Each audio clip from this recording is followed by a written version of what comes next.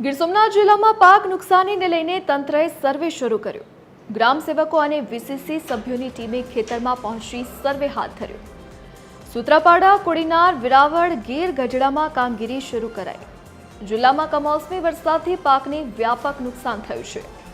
મગફળી, સોયાબીન, કપાસ, ડુંગળી સહિતના પાકને નુકસાન થયું। પાક નુકસાનીના પગલે ખેડૂતો પાયમાલ બન્યા। ખેડૂતોની નુકસાની અંગે વિગતવાર માહિતી માટે સર્વે શરૂ કરાયો। કૃષિ પ્રગતિ એપ્લિકેશન મારફતે ઓનલાઈન અને ફિઝિકલ સર્વે શરૂ કરવામાં આવ્યો।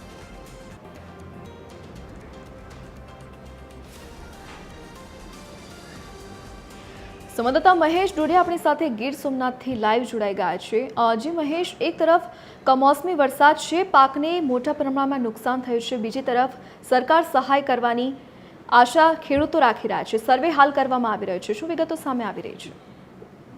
જે ધરતી ચોક્કસથી જણાવું તો ગીર સોમનાથ જિલ્લામાં જે કમોસમી ભારે વરસાદ પડ્યો હતો તેમના કારણે ખેડૂતોના મગફળી, સોયાબીન સહિતના પાકોને વ્યાપક નુકસાન છે તે પહોંચ્યું હતું। ત્યારે ગુજરાત સરકાર દ્વારા છે તે સર્વેની જાહેરાત કરવામાં આવી છે અને હાલ ગીર સોમનાથ જિલ્લામાં જે સર્વેની પ્રક્રિયા છે તે હાથ ધરવામાં આવી છે। પરંતુ આ સર્વેનો અમુક ગ્રામ્યમાં વિરોધ પણ કરવામાં આવી રહ્યો છે। જે ગીર ગઢડા તાલુકામાં છે ગઈકાલે છે તે મામલેદારને જે ગ્રામ પંચાયતો દ્વારા છે તે આવેદન પત્ર પણ આપવામાં આવ્યા હતા।